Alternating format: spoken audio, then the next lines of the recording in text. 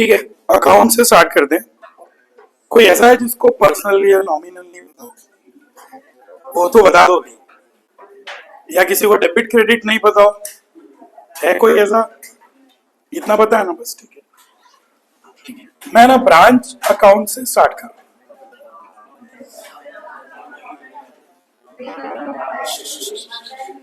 कभी आना एग्जाम में, एफ आई में आता है ना, एग्जाम नहीं दी?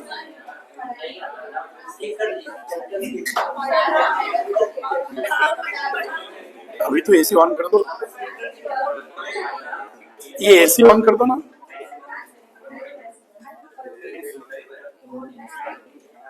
देखो किसी के डेस्क में होगा रिमोट, तो देखो किसी के बैग में होगा। ठीक है, ब्रांच अकाउंट से स्टार्ट करते हैं। ब्रांच क्या होता है? ब्रांच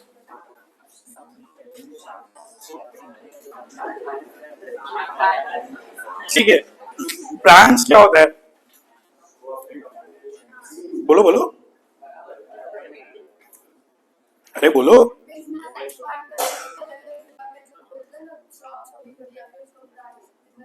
ओके ठीक है, तो फ्रेंचाइजी और ब्रांच में क्या फर्क है? अंदर अंदर क्या, मुझे बताओ ना, उसको बता के क्या करोगे? फ्रेंचाइजी और ब्रांच में क्या फर्क है? फ्रेंचाइजी में भी हम अलग अलग स्टोर्स ओपन करते हैं, ब्रांच में भी जैसे इन्होंने कहा हम अलग अलग स्टोर्स ओपन करते हैं, तो दोनों में फर्क क्या है वो बताओ।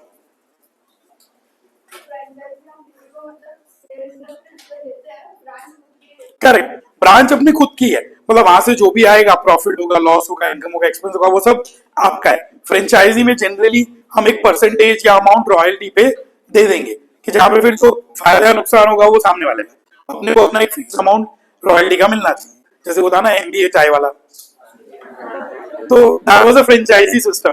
अपना फ्रेंचाइजी दे दिया, अब तुम जानो तुम्हारा काम जाने, मुझे मेरा रॉयल्टी दे दो। ब्रांच होगा तो ऐसा नहीं होगा, उसके जो भी इनकम एक्सपेंडिचर्स होंगे वो सब कुछ हमारे आएगा।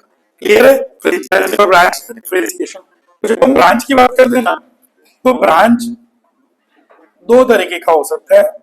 एक इंडियन, इसको हम डोमेस्टिक भी बोलते हैं।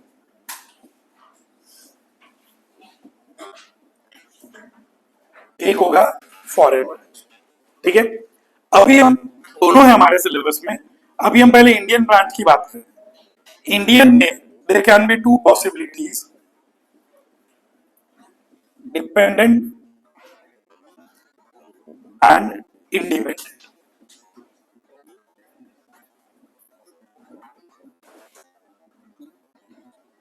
Dependent and independent. Dependent branch कोई बताएगा क्या होता है? हाँ बोलो बोलो। ओके, और इंडिपेंडेंट अपोजिट, हेड ऑफिस पर डिपेंडेंट नहीं। डिपेंडेंट वो होगा जहां पे ना ब्रांच बहुत ही छोटे स्केल पे आप ऑपरेट कर रहे हो, मतलब ब्रांच को एक तरह से फ्रीडम नहीं है, उसको कुछ भी चाहिए तो एचओ से मांगना पड़ेगा, गुड्स चाहिए तो एचओ से मांगना पड़ेगा, कैश से पैसे चाहिए तो एचओ से मांगने पड़ेंगे। ब्रांच का काम सिर्फ एक तरह से सेल आउटलेट जैसा है, कि वहां से वो सिर्फ गुड्स सेल करेगा, जो भी पैसा है सब एचओ को डाइवर्ट करेगा। इंडिपेंडेंट वो होता है जो फ्रीली ऑपरेट करता है, जस्ट लाइक ऑल टुगेदर आप बोल सकते हो एक अलग कंपनी की तरह ऑपरेट करे, कि वो एचओ से गुड्स खरीद भी सकता है, नहीं भी खरीदेगा तो चलेगा, बाहर से डायरेक्ट परचेज पॉसिबल है, बाहर से सेल पॉसिबल है, कैश वगैरह आएगा तो अपने पास मेंटेन कर सकता है, मतलब वो इंडिपेंडेंटली ऑपरेट कर रहा है। वो इंडिपेंडेंटली ऑपरेट कर रहा है, एचओ के साथ ट्रांजैक्शन ऐसा जरूरी नहीं है। डिपेंडेंट ब्रांच जो है वो अपनी डे टू डे रूटीन चीजों के लिए वो हेड ऑफिस पे डिपेंडेंट है, उसे हम बोलते हैं डिपेंडेंट ब्रांच। मतलब वहां पे ब्रांच के पास कोई खास फ्रीडम नहीं है। ऐसे जनरली जो आप सेल्स आउटलेट ओपन करते हो खुद के, वो नॉर्मली डिपेंडेंट ब्रांच के सिस्टम पे चलते हैं, कि जहां पे आप गुड्स भेज दो, वहां से वो खाली सेल करेगा। इंडिपेंडेंट है जहां पे वो एक सेपरेट यूनिट की तरह ऑपरेट हो रहा है वो एक ही ऑर्गेनाइजेशन का पार्ट, लेकिन वो ऑपरेट इस तरीके से कर रहा है जैसे एक सेपरेट यूनिट, एकदम फ्रीली, जो चाहे वो अपने हिसाब से प्राइस किसी भी प्राइस में बेच सकता है, गुड्स बाहर से खरीद सकता है, कैश आएगा वो अपने पास मेंटेन कर सकता है, तो वो फ्रीडम है उसे, तो वो इंडिपेंडेंट ब्रांच है। ठीक है, तो अभी हम पहले बात करते हैं डिपेंडेंट ब्रांच की। तो जब आप डिपेंडेंट ब्रांच की बात करते हो तो जैसे मैंने आपको कहा कि हर छोटी छोटी चीज के लिए उसको अपने हेड ऑफिस पे डिपेंड रहना पड़ता है। तो एचओ को सब पता है ब्रांच के पास कितना गुड्स जा रहा है, ब्रांच क्योंकि एचओ ही देगा तो हेड ऑफिस नोस कि ब्रांच को वो कितना गुड्स दे रहा है, कितने पैसे दे रहा है, वो सब उसे पता है। तो इस केस में जो बुक्स ऑफ अकाउंट्स मेंटेन होगा वो एचओ करेगा।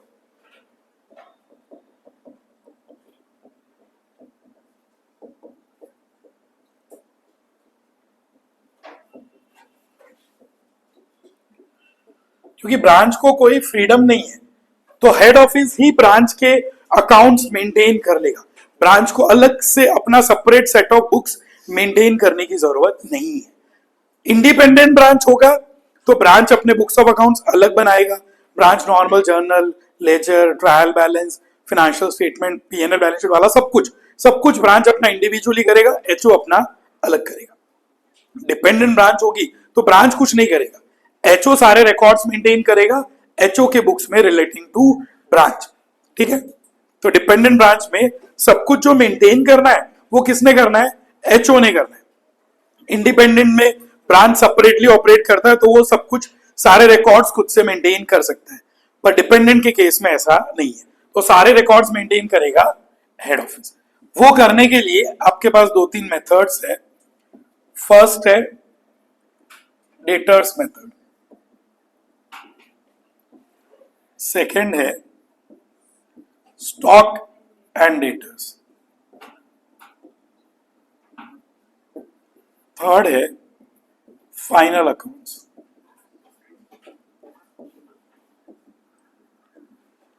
इसको है ना हम सिंथेटिक मेथड भी बोलते हैं।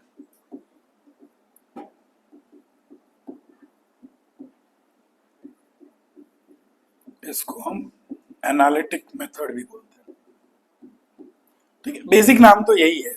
तीन पॉसिबल ऑप्शंस है हेड ऑफिस के पास ब्रांच के अकाउंट्स मेंटेन करने के, ब्रांच के रिकॉर्ड्स मेंटेन करने के लिए। एचओ के पास तीन मेथड्स है, डेटर्स, स्टॉक एंड डेटर्स और एक अपना फाइनल अकाउंट सिस्टम। तीनों में से कोई भी मेंटेन कर सकता है एचओ। और एचओ की तो ऐसे बहुत सारी ब्रांचेस होगी तो ये भी कर सकता है कि किसी ब्रांच के लिए डेटर सिस्टम फॉलो किया, किसी के लिए फाइनल अकाउंट्स किया या किसी के लिए स्टॉक डेटर्स किया, चलेगा। ठीक है, कोई भी मेथड फॉलो करो चलेगा। तो पहले मैं ना कौन सी मेथड में आपको कैसे करना है maintain books of accounts, HO कैसे मेंटेन करेगा मैं वो आपको बताता हूं। मैं आपको एक एग्जांपल देता हूं, लिख लो। अलग नोटबुक में लिखना, कॉस्टिंग के पीछे मत लिखना।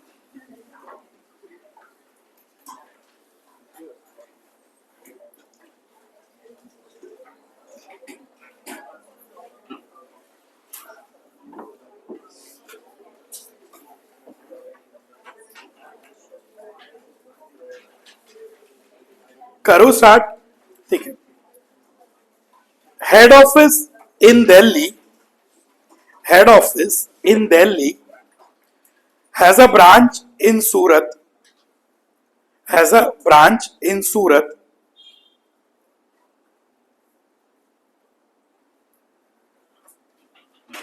Particulars relating to branch, particulars relating to branch for the year, particulars relating to branch for the year 2023-24, for the year 2023-24 are as follows.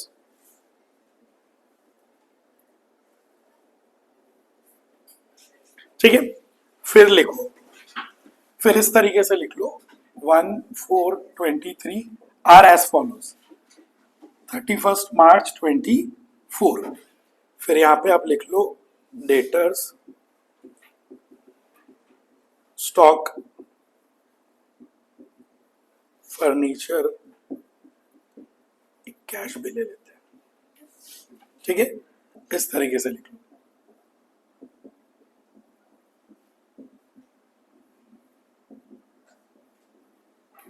ठीक है,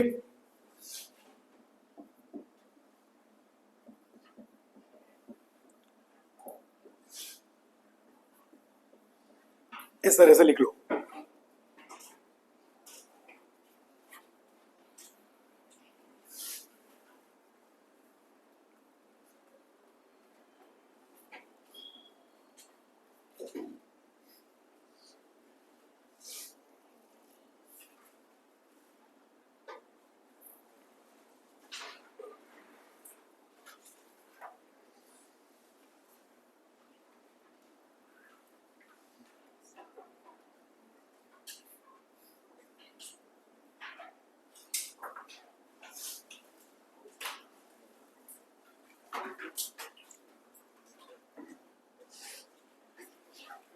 लिख लिया इतना?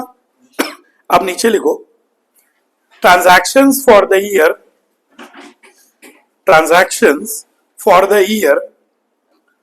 2023-24, transactions for the year 2023-24। फिर अब उसमें नीचे नंबरिंग करके लिखते जाना। First, goods sent by head office to branch, goods sent by head office to branch at cost, goods sent by head office to branch at cost rupees 5 lakhs।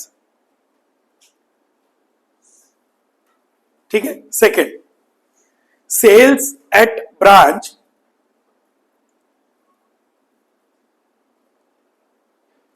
फिर वैसे colon करके लिखो, डबल डॉट करके लिखो, cash sales 1,50,000, credit sales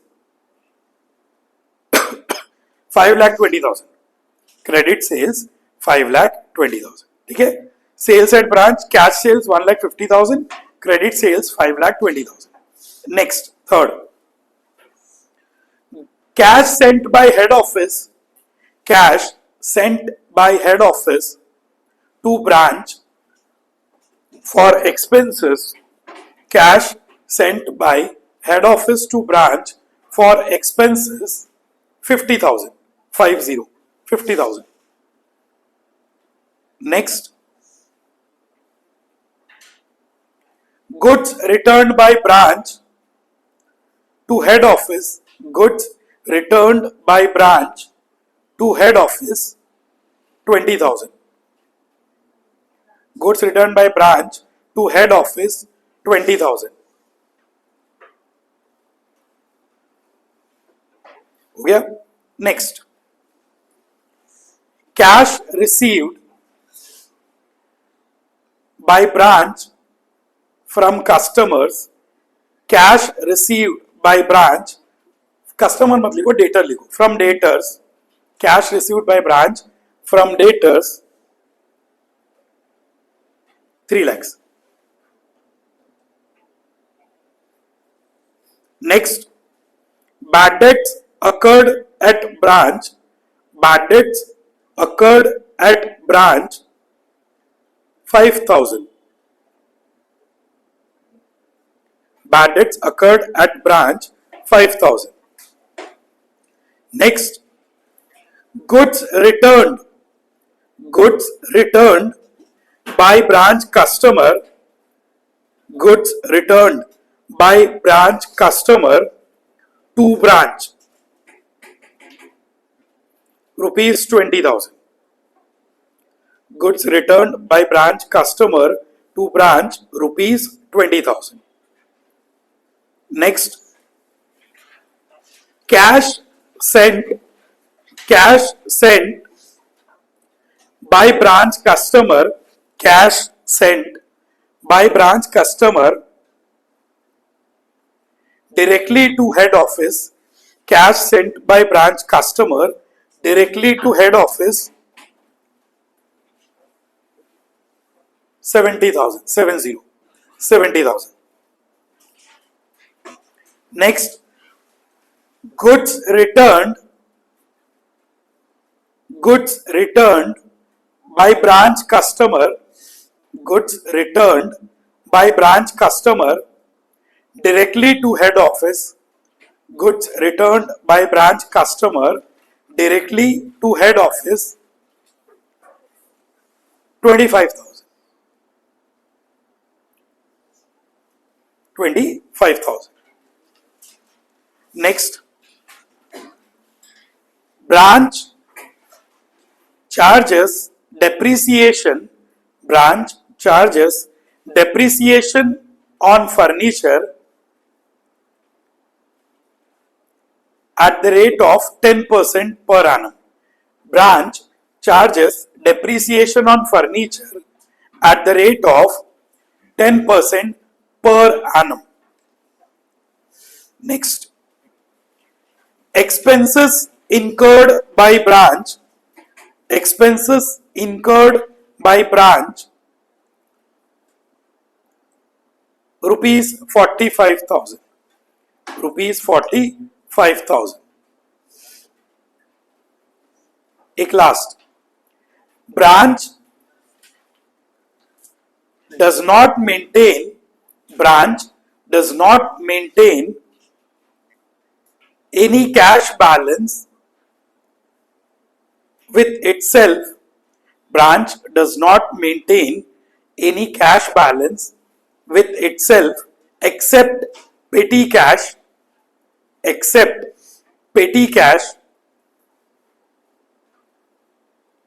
ठीक है. All cash received, branch does not maintain any cash with itself except petty cash. खत्म, full stop. फिर आगे कंटिन्यू करो, same statement. All cash received by branch are remitted to head office. All cash received by branch are remitted to head office.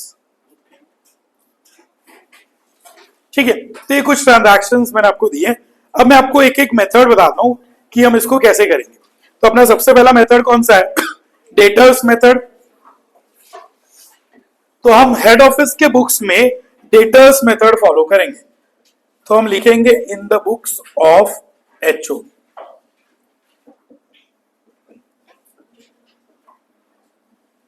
ये आपको हमेशा लिखना है.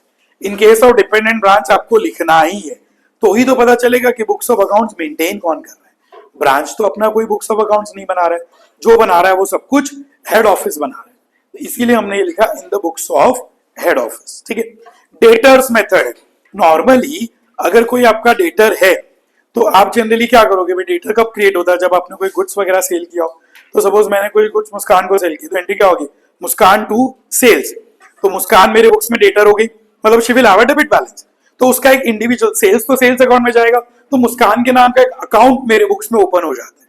तो हमें भी वही करना है. हम डेटर्स मेथड फॉलो कर रहे हैं, तो एचओ की बुक्स में हम ब्रांच का एक अकाउंट ओपन कर देंगे, सूरत ब्रांच अकाउंट. ठीक है. तो एचओ की बुक्स में हमने एक ब्रांच अकाउंट ओपन कर दिया in the name of Surat branch account. अब नाम क्या? डेटर्स मेथड है. तो हम क्या करेंगे? हम ब्रांच को डेटर की तरह ही ट्रीट करेंगे. हम ऐसा ही मानेंगे जैसे वो हमारे लिए एक डेटर है, मतलब उसके साथ जो ट्रांजैक्शन हो रहे हैं. नॉर्मली डेटर अकाउंट आप बनाते हो, ब्रांच छोड़ दो, इन जनरल डेटर अकाउंट कभी बनता है तो उसमें क्या क्या ट्रांजैक्शन आ सकते हैं? स्टार्टिंग से स्टार्ट करो. पहले ओपनिंग बैलेंस आएगा, फिर क्रेडिट सेल्स आएगा, फिर गुड्स रिटर्न हो सकता है, बैड डेट्स हो सकता है, डिस्काउंट हो सकता है, कुछ पेमेंट आया और डेटर से वो हो सकता है, और एंड में closing balance. This is how usually a debtor account is prepared. तो हम भी अभी वही करेंगे.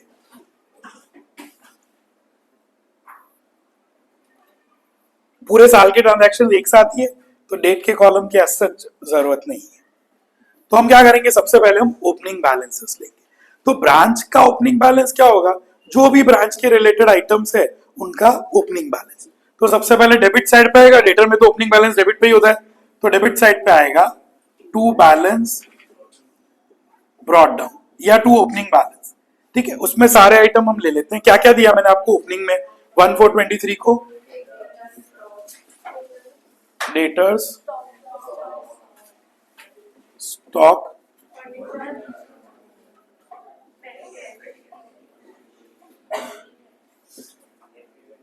पेटी कैश. अमाउंट बोल दो.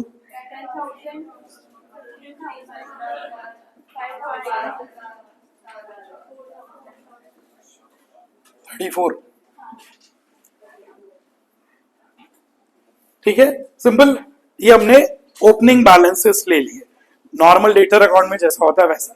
तो ब्रांच से रिलेटेड जो भी चीजें आपको दी है हमने उसके ओपनिंग बैलेंसेस लिए. अब इस मेथड का एक सिंपल सा एक नियम बता रहा हूं, बस और कुछ नहीं करना है. हम सिर्फ वही ट्रांजैक्शंस रिकॉर्ड करेंगे जो ब्रांच और हेड ऑफिस के बीच में. डेटर है ना, जैसे मुस्कान अगर मेरी डेटर है तो मुस्कान और मेरे जो ट्रांजैक्शंस होंगे गुड्स के, कैश के, हम सिर्फ वही रिकॉर्ड करेंगे. कि मुस्कान का करीना स्नेहा के साथ कोई ट्रांजैक्शन है, मुझे उससे क्या फर्क पड़ता है, सिंपल एज दैट। तो हम भी वही ट्रांजैक्शन रिकॉर्ड करेंगे जो ब्रांच और हेड ऑफिस के बीच में। ब्रांच किसी कस्टमर के साथ कोई ट्रांजैक्शन करता, अपने को उससे कोई मतलब नहीं है, ठीक है।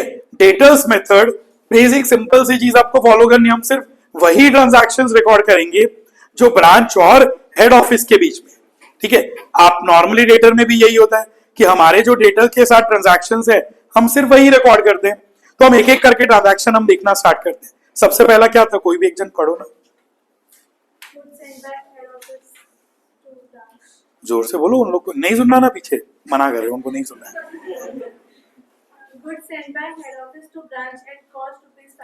एचओ ने ब्रांच को गुड्स दिया फॉर ₹5 लाख। तो जर्नल एंट्री क्या बनती है, ब्रांच रिसीवर है, डेबिट गुड्स जा रहा है तो गुड्स क्रेडिट, तो एंट्री क्या होनी चाहिए, ब्रांच टू गुड्स सेंट। तो ब्रांच अकाउंट के डेबिट साइड पे हम लिखेंगे to goods sent to branch. कितना है, सिंपल। नेक्स्ट,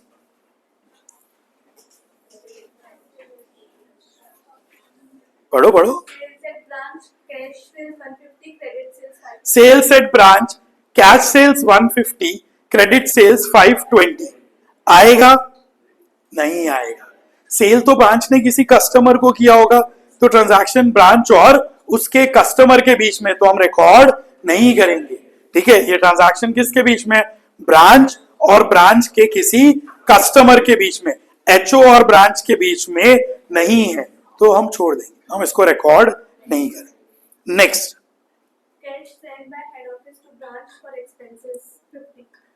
आएगा आएगा, एचओ ने ब्रांच को कैश दिया है, तो एंट्री क्या बनती है, ब्रांच को दिया तो ब्रांच रिसीवर है, कैश जा रहा है तो ब्रांच टू कैश, तो ब्रांच अकाउंट के डेबिट साइड पे आ जाएगा टू कैश 50,000।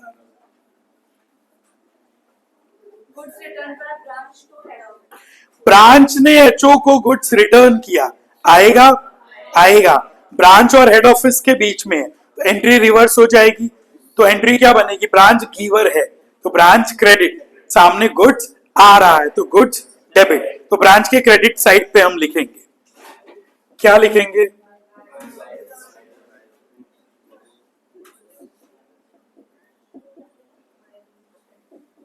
अमाउंट। आप लोगों को लग रहा होगा गुड्स रिटर्न लिखना चाहिए, देखो अगर आप गुड्स रिटर्न लिखते हो ना तो आपको रिटर्न का एक अलग लेजर ओपन करना पड़ता है।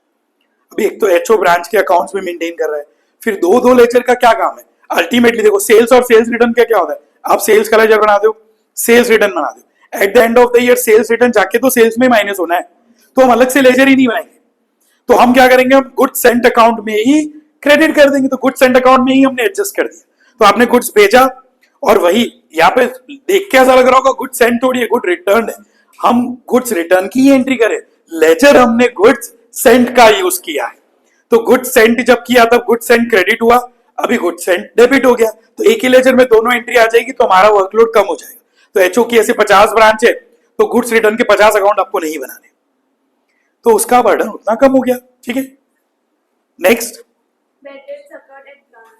आएगा नहीं आएगा, ब्रांच के डेटर ने ब्रांच को पैसे नहीं दिए, तो ये एचओ और ब्रांच के बीच में नहीं है, तो नहीं आएगा। आएगा नहीं, नहीं आएगा, कस्टमर ने ब्रांच को पैसे दिए, आएगा नहीं,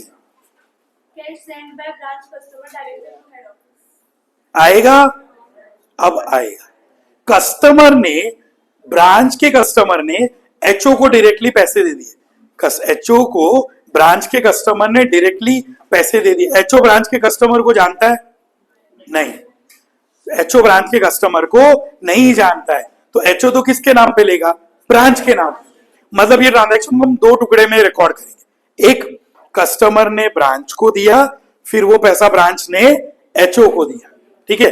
कस्टमर डायरेक्टली एचओ को देगा, एचओ थोड़ी कस्टमर का नाम लिखेगा, 50 ब्रांच है, हर एक ब्रांच के लाखों कस्टमर होंगे, हम किसका नाम लिखने जाएंगे? तो एचओ क्या करेगा, वो तो ब्रांच को ही जानता है, तो हम इस ट्रांजैक्शन को दो टुकड़ों में ब्रेक करते हैं, एज इफ कस्टमर ने ब्रांच को दिया, ब्रांच ने एचओ को दिया, इफेक्ट तो सेम ही बनेगी। तो ब्रांच ने कस्टमर को दिया, आएगा नहीं, कस्टमर ने एचओ को दिया, अब आएगा। कितना अमाउंट है? 70,000। तो ब्रांच ने कस्टमर को दिया, सॉरी कस्टमर ने ब्रांच को दिया, हमने इसके दो पार्ट्स किए, customer to branch, branch to HO. तो कस्टमर टू जो ब्रांच वाला पोर्शन है वो नहीं आएगा, ब्रांच टू एचओ वाला जो पोर्शन है वो आएगा 70,000। तो कैश आ रहा है एचओ के पास, तो कैश डेबिट होगा, ब्रांच क्रेडिट होगा। तो यहां पे आएगा बाय कैश 70,000। कस्टमर ने डायरेक्टली हेड ऑफिस को कैश दिया, पर हेड ऑफिस ब्रांच के कस्टमर को नहीं जानते, हेड ऑफिस के लिए बीच में एक लेयर और है, वो है ब्रांच। तो हम इसको अगर इस तरीके से बोले कि कस्टमर ने ब्रांच को दिया, ब्रांच ने एचओ को दिया, तो भी इफेक्ट तो सेम हुई, क्योंकि ब्रांच के पास 70,000 आया, 70,000 चला गया, तो इफेक्ट नलीफाइड। तो लॉजिकली कस्टमर के पास 70,000 गया, एचओ के पास 70,000 आया, तो उसको हमने दो टुकड़े में ब्रेक किया, ब्रांच से कस्टमर, सॉरी कस्टमर से ब्रांच और ब्रांच से एचओ।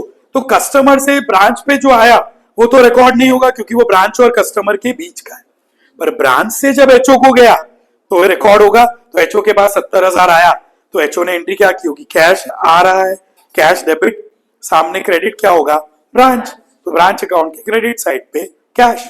क्लियर? हाँ जी। Goods returned by branch customer directly to HO. Customer ने एचओ को गुड्स किया वापस, एचओ कस्टमर को नहीं जानता है, तो कस्टमर ब्रांच को दे रहा है, ब्रांच एचओ को दे रहा है। तो कस्टमर ने ब्रांच को दिया, आएगा नहीं, ब्रांच ने एचओ को दिया, आएगा। कितना? 25,000. क्रेडिट साइड पे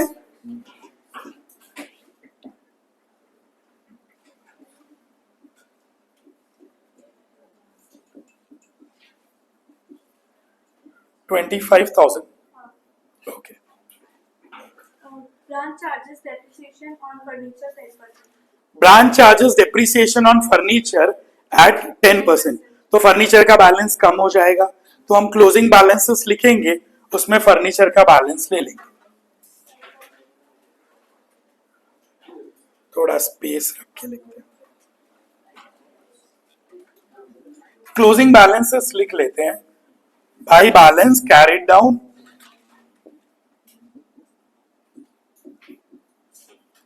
क्या क्या था अपने उसमें, डेटर्स, स्टॉक,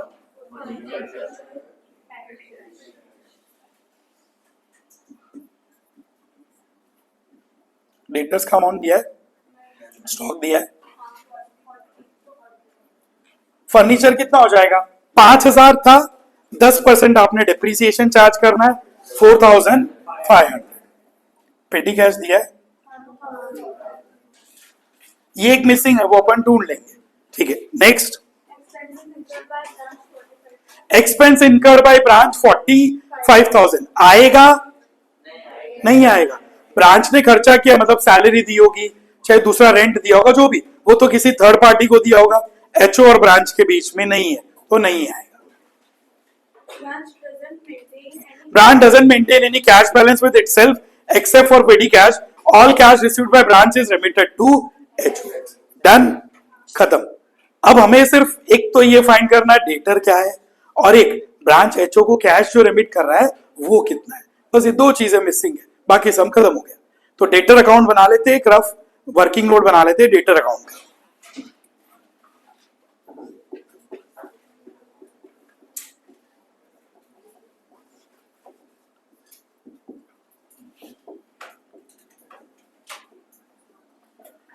इसको हम नाम देंगे मेमोरेंडम डेटर्स।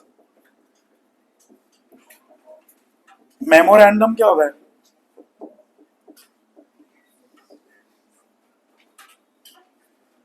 बोलो। अब मैं बोलना ये छोड़ दिया था, ये तो उसमें भी आता है ना जॉइंट वेंचर में, मेमोरेंडम जॉइंट वेंचर मेथड आती है एक, वो भी छोड़ दी थी। Memorandum technically means rough.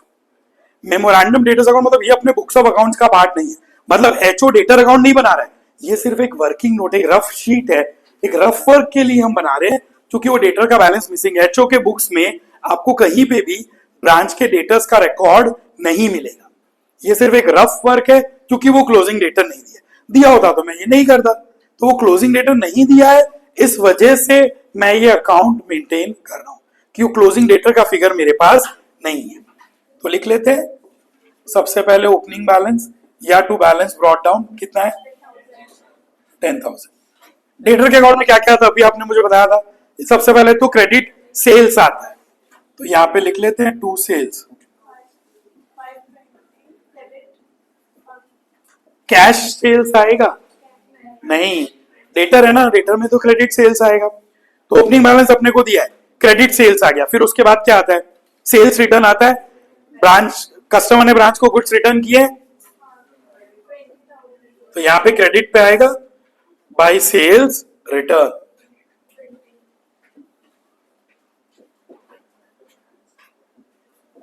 Correct, credit पे आएगा सेल्स रिटर्न 20। फिर उसके बाद कस्टमर ने ब्रांच को कैश भी दिया है, कितना, 3 लाख। तो कैश मिला है डेटर से, तो एंट्री क्या होती है, कैश टू डेटर्स। तो डेटर्स के क्रेडिट पे कैश आ जाएगा बाय कैश 3 लाख। फिर कुछ बैड डेट्स भी है, बाय बैड डेट्स 5,000। करेक्ट है, इतना क्लियर है। फिर उसके बाद कस्टमर कुछ डायरेक्ट भी तो देने गया था, कितना डायरेक्ट दिया उसने कैश, तो हमने उसको दो पार्ट में ब्रेक किया था, customer to branch, branch to HO. तो ब्रांच टू एचओ तो हो गया, कस्टमर टू ब्रांच बाकी है, तो वो यहां आएगा। कस्टमर ने ब्रांच को कैश दिया है 70 है ना।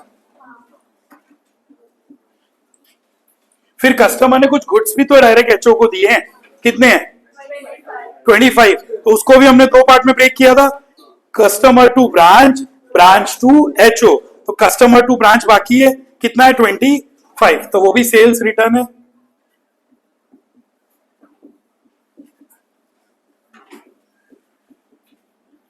करेक्ट। अब एक बारी तसल्ली से देख लो कोई ट्रांजैक्शन है डेटर से रिलेटेड जो छूट गया हो।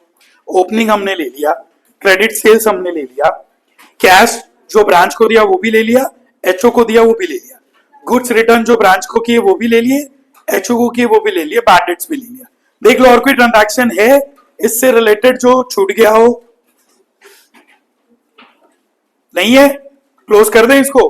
तो क्लोजिंग बैलेंस निकाल लेते हैं।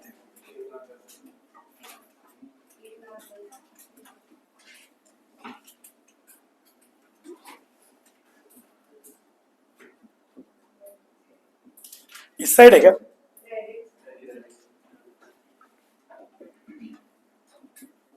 By balance carried down 1,10,000। और कोई ट्रांजैक्शन नहीं है ना, ठीक है। तो ये हमारा मेमोरेंडम डेटर्स हो गया।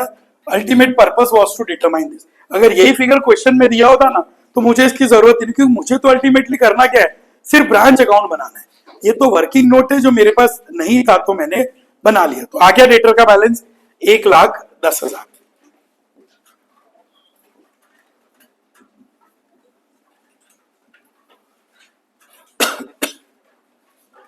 $156,500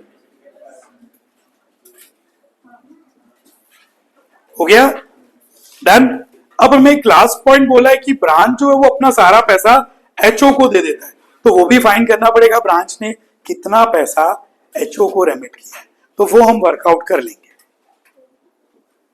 तो उसके लिए हम एक वर्किंग नोट और बना लेते हैं कैश का।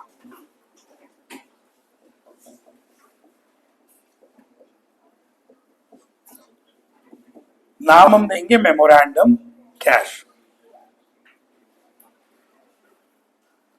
तो इसमें कैश से रिलेटेड जितने भी ट्रांजैक्शंस है वो हम सब लेंगे। ओपनिंग बैलेंस कुछ है नहीं, ये पेटी कैश नहीं है।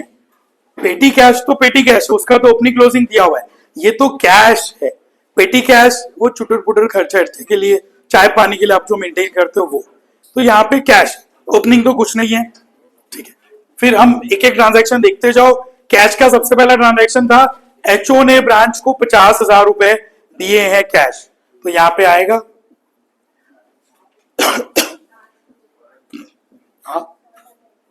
50 ही है ना। To cash from H O 50,000। यहां पे आप टू कैश भी लिख लोगे चलेगा, क्योंकि ये हमारा वर्क रफ नोट है, ये वर्किंग नोट है, तो यहाँ आप जो भी लिखोगे इट्स कंप्लीटली ओके। सिर्फ एचओ लिख लोगे तो भी चलेगा। 50,000। फिर कैश का कोई ट्रांजैक्शन है? Cash sales. कैश सेल्स है तो यहां पे आएगा कैश आ रहा है 1.5 लाख। ठीक है। फिर वो ब्रांच के कस्टमर ने ब्रांच को 3 लाख रुपए कैश दिए हैं, तो कैश आ रहा है। यहां पे मैं लिख देता हूं मेमोरेंडम डेटर, या सिर्फ डेटर भी लिख दो चलेगा। 3 लाख। फिर एचओ को दिया तो उसका भी एक हिस्सा आएगा टू मेमोरेंडम डेटर्स 70, और फिर हमने ये एचओ को भी तो दिया है by cash sent to HO. Correct. आपके पास कैश, एक्चुअली तो ब्रांच के पास कैश आया ही नहीं है, कस्टमर ने तो डायरेक्टली एचओ को दिया, तो ब्रांच के पास वो बैलेंस है ही नहीं ना, तो दोनों तरफ लिख दिया, इधर आया और इधर चला गया। ट्रांजैक्शन भी ऐसे ही था, कस्टमर ने ब्रांच को दिया, ब्रांच ने एचओ को।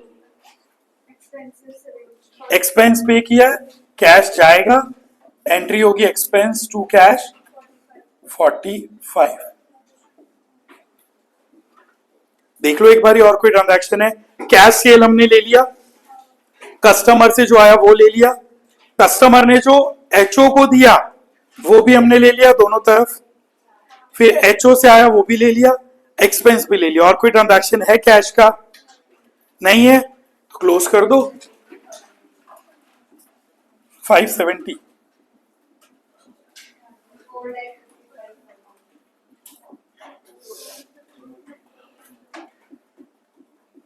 $455।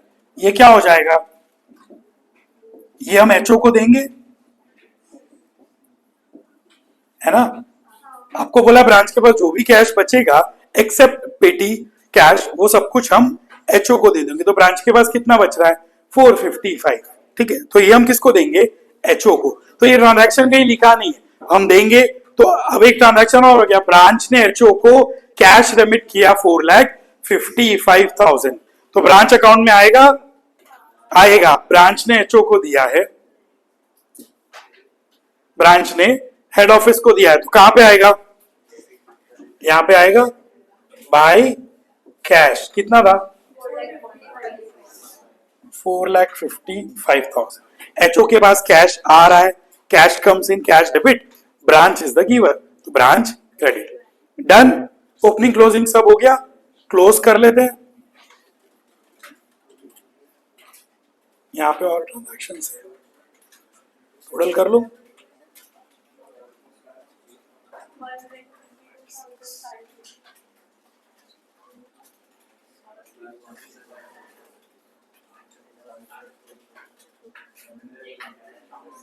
क्रेडिट साइड का टोटल ज्यादा है, क्रेडिट का टोटल बोलो। 726 बराबर है। ये माइनस कर दो, कितना बच रहा है डेबिट में? तो ये 142,500 आपका प्रॉफिट हुआ, ये जाएगा प्रॉफिट एंड लॉस में।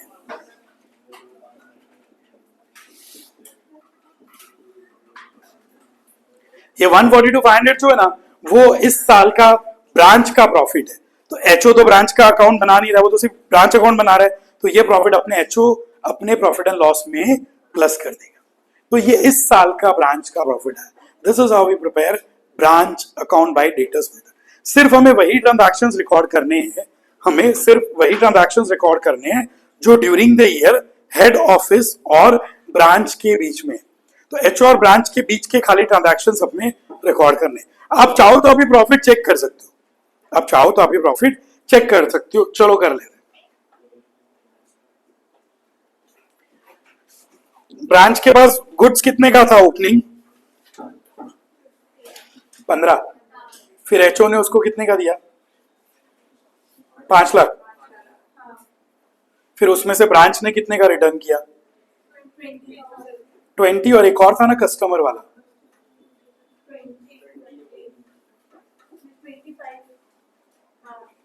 15 था। 5 लाख एचओ से और आया, फिर उसमें से 20 ब्रांच ने एचओ को दिया और 25 वो कस्टमर से जो गया, तो ये दोनों एचओ के पास गए। और क्लोजिंग बैलेंस कितना है? दिया हुआ है क्लोजिंग तो।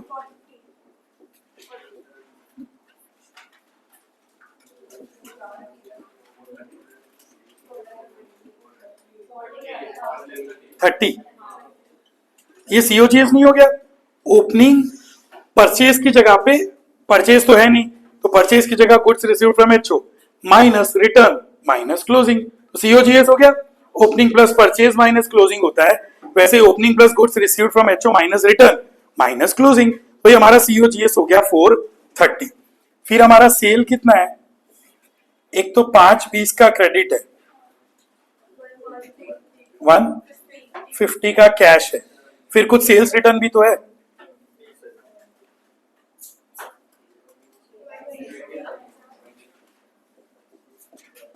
और एक वो कस्टमर ने एचओ को दिया, वो भी तो है। दोनों एक 25 है, 20 है और 25 है। हाँ 25 है, तो एक 20 का सेल्स रिटर्न है, एक 25 का सेल्स रिटर्न, बस है ना, दो ही है। तो ये नेट सेल्स कितना हो गया? तो ये अपना सेल्स और सीओजीएस माइनस करेंगे तो ग्रॉस प्रॉफिट आता है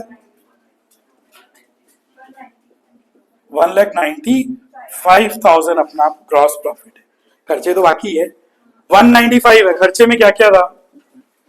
एक तो वो 45,000 का ब्रांच का खर्चा है, फिर डेप्रिसिएशन है ना कुछ 500 रुपए का, और वो पेटी कैश भी तो कम हो रहा है। कितना था पेटी कैश? 4 से 2, मतलब 2,000 हमने खर्च कर दिए होंगे, ठीक है। और बैड डेट भी तो है, कितना है?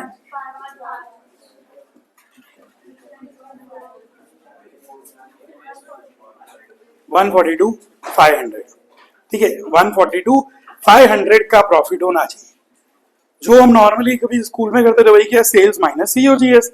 तो सीओजीएस की जगह पे, परचेज की जगह पे क्या है, गुड्स एचओ से आ रहा है क्योंकि डिपेंडेंट ब्रांच है ना। Opening plus goods receive minus return minus closing, तो सीओजीएस आ गया। सेल्स माइनस सेल्स रिटर्न किया तो नेट सेल्स आ गया, difference is your gross profit. और उसमें से जो हमारे बाकी के खर्चे हैं, एक्सपेंस है 45 दिया ही है वो तो क्वेश्चन में, बैड डेट्स है, डेप्रीसिएशन है, और पेटी कैश कम हो रहा है, मतलब वो 2,000 हमने कहीं खर्च किया होगा, तो सब माइनस करके 142,500 का प्रॉफिट आना चाहिए। आ रहा है 142,500, ठीक है। This is how we prepare branch account by debtors method. Simple सा एक ही नियम है, आपको सिर्फ वही ट्रांजैक्शंस रिकॉर्ड करने हैं जो ब्रांच और हेड ऑफिस के बीच में, और वो भी 2 वर्किंग नोट भी हमने इसीलिए बनाया क्योंकि क्वेश्चन में इंफॉर्मेशन मिसिंग थी। अगर ये डेटर दिया होता तो मुझे वो मेमोरेंडम डेटर्स की जरूरत नहीं है। हाँ, ब्रांच ने कितना कैश रेमिट किया वो जनरली नहीं दिया होता है, तो वो तो ढूंढना ही पड़ेगा, पर अदरवाइज वर्किंग नोट की भी जरूरत नहीं। तो कई बार ऐसा भी होगा कि सारी इंफॉर्मेशन दी तो आपको खाली अकाउंट में डाल देना और सम खत्म, ठीक है। अब किसी को डाउट है तो पूछो।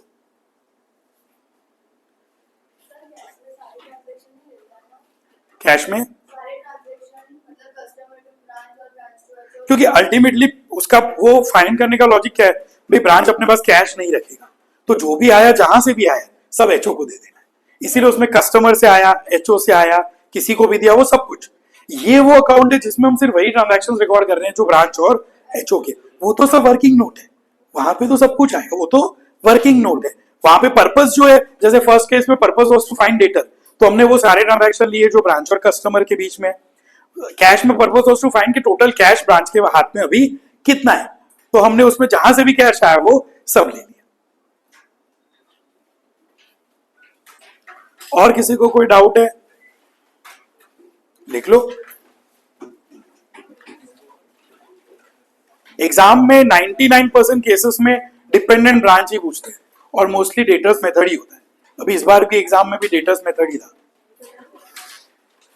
इसके आगे भी कुछ है क्या? ये तो लिख लिया है ना सब।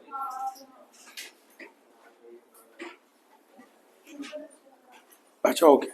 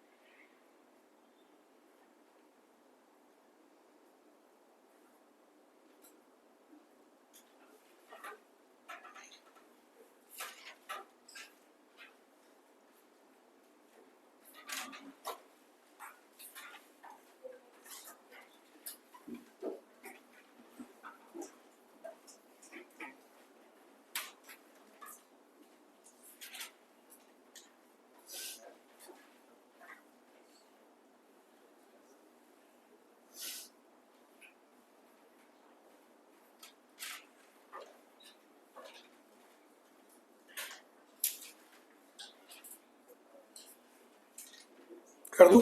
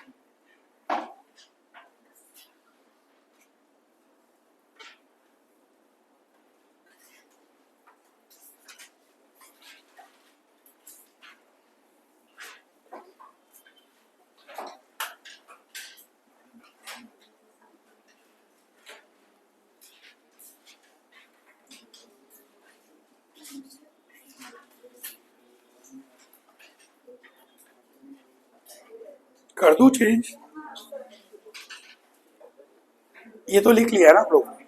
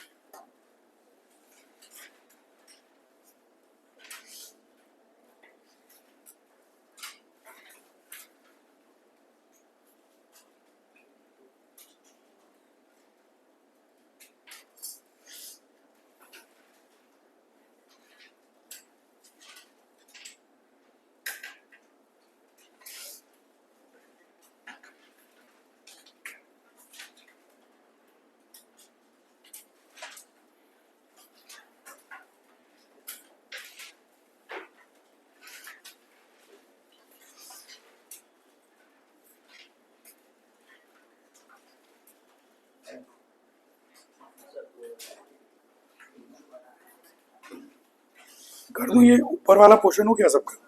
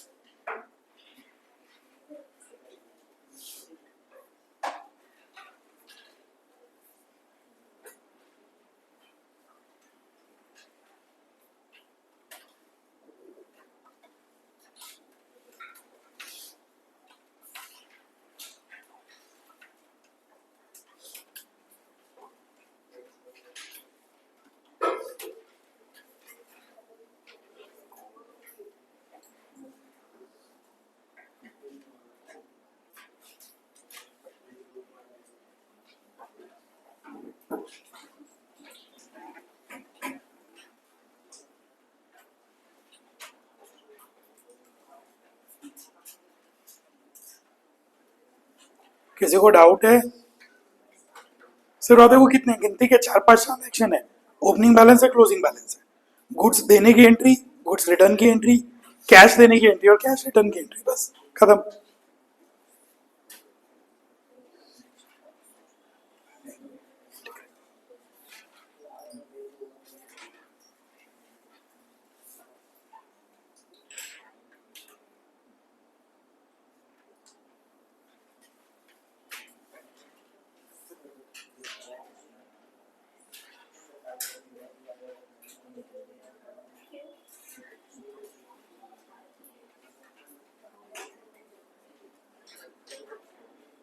चेंज कर दूं? हो गया सबका?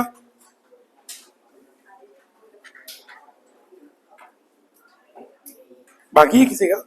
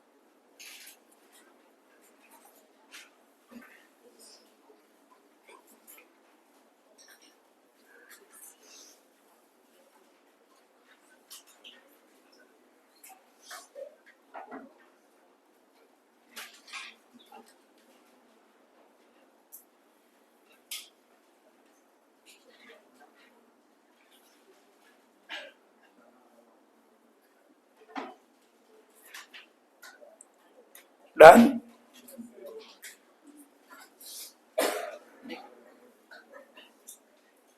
कर दूं चेंज?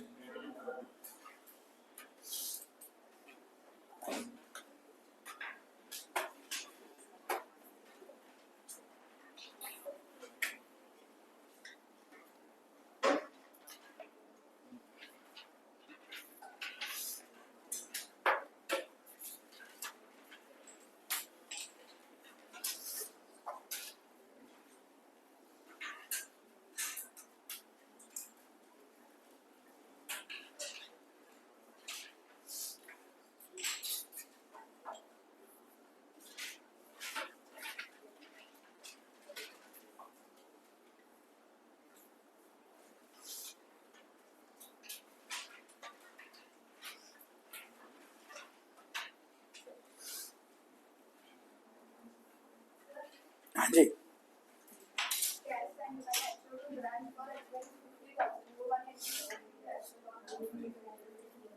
वही ना फर्स्ट।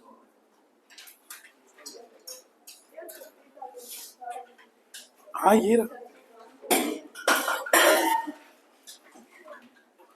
वही तो है, कैश फ्रॉम एच 50,000।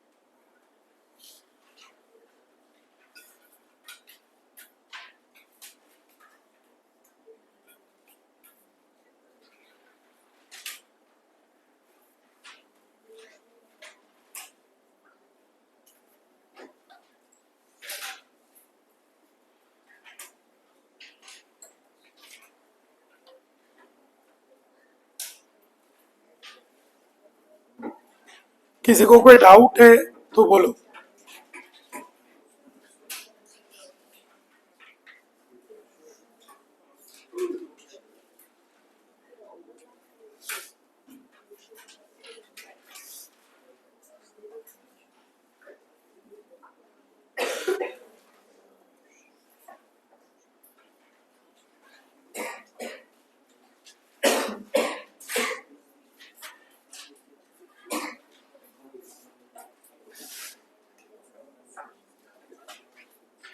इवन आप ये मेमोरेंडम कैश भी नहीं बनाओगे ना तो चल जाएगा। हमें क्या करना है, अल्टीमेटली ब्रांच अपने पास जो कैश आ रहा है वो एचओ को देगा, करेक्ट?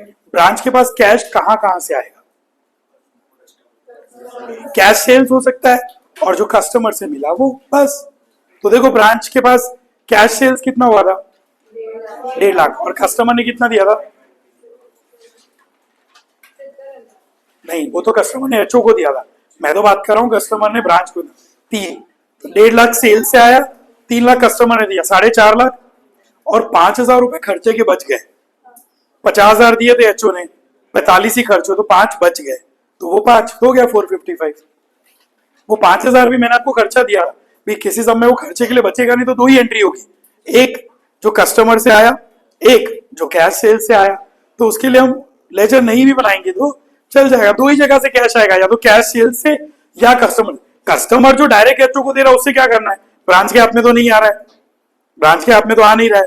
तो कस्टमर ने ब्रांच को 3 लाख दिया, कैश सेल से 150 आया और 5,000 रुपए वो खर्चे में से बचे हुए, क्योंकि एचओ ने उसको 50,000 दिए थे खर्च करने के लिए, उसने 45 ही, तो 5,000 हमने वापस दे दिए, तो 5,000 हमने एचओ को वापस दे दिया, तो 4,55,000। तो उतना कैश ब्रांच के खुद के हाथ में आया है जो उसने एचओ को रेमिट किया है। किसी को कोई डाउट है? क्लियर है? ये अपना डेटर्स मेथड हो गया। नेक्स्ट फाइनल अकाउंट्स मेथड पहले कर लेते हैं।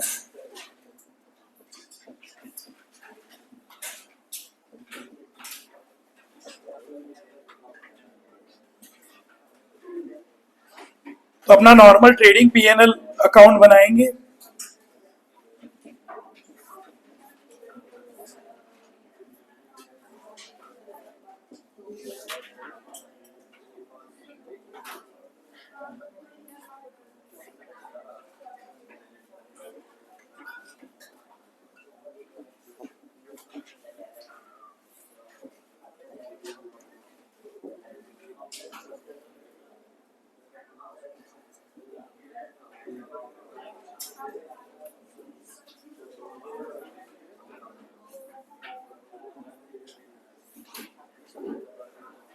ठीक है, तो फाइनल अकाउंट्स मेथड अपना नॉर्मल ट्रेडिंग पीएनएल आप जैसे बना दो। क्या आता है ट्रेडिंग में? सबसे पहले ओपनिंग स्टॉक। कितना ओपनिंग स्टॉक? फिर आता है परचेज माइनस परचेज रिटर्न। पर हमारे केस में परचेज नहीं है ना, हमारे केस में तो गुड्स जो एचओ से आ रहा है वो है। तो यहां पे मैं लिख सकता हूं गुड्स सेंट टू ब्रांच। कितना? इनर कॉलम में लिख लेते हैं, रिटर्न माइनस कर देते हैं 45। 20 वो कस्टमर वाला भी तो है, 25 तो ब्रांच ने एचओ को दिया और एक वो कस्टमर से ब्रांच, ब्रांच से एचओ। 4,55,000। फिर सेल्स ले लो,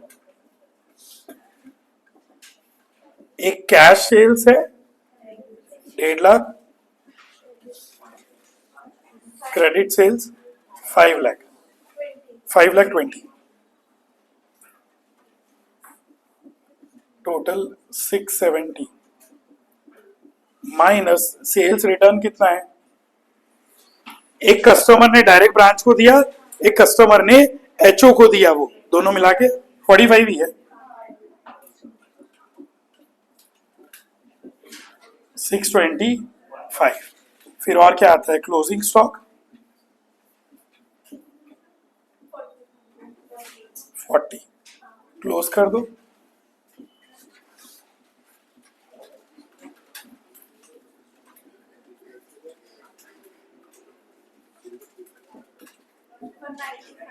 ग्रॉस प्रॉफिट 1,95,000। ठीक है, तो 1,95,000 आपका ग्रॉस प्रॉफिट है, 1,95,000। फिर पीएनएल बनाना है।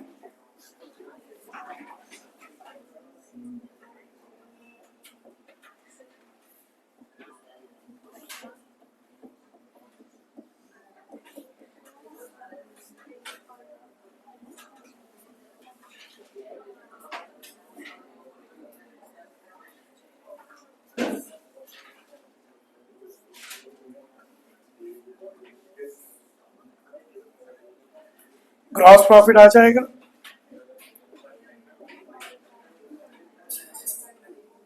195। फिर क्या क्या है? एक्सपेंस है 45। फिर बैड डेट्स है, फिर वो फर्नीचर का डिप्रिसिएशन है,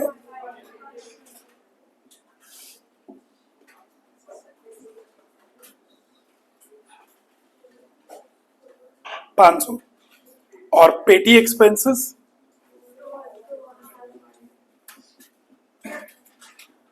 और कोई ट्रांजैक्शन तो to net profit, this will go to profit and loss account.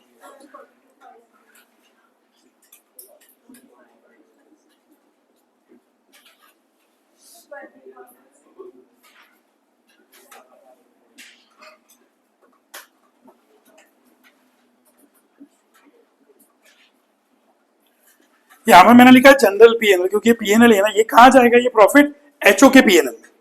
HO अपना जो नॉर्मल पीएनएल बनाएगा उसमें एक आइटम ऐड हो जाएगी, that is profit from Surat branch, ये वहां चला जाएगा। ठीक है, मेथड आप कोई भी यूज करो, आंसर सेम ही आएगा, जो मेथड अपने को बोली हो वो हम कर सकते हैं। Final accounts is the most easier one, क्योंकि उसमें अपना नॉर्मल वही ओपनिंग क्लोजिंग स्टॉक और वही सारी चीजें आती हैं।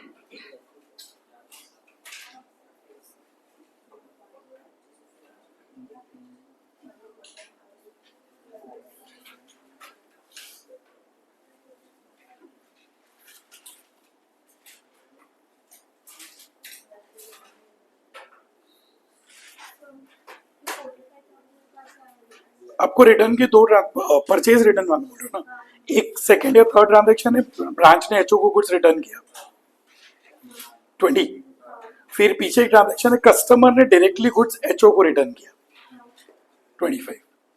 तो कस्टमर ने जो रिटर्न किया उसको हम दो पार्ट में लेते हैं, कस्टमर ने ब्रांच को दिया मतलब सेल्स रिटर्न, ब्रांच ने एचओ को दिया मतलब गुड्स रिटर्न टू एचओ, तो दोनों में आ गया।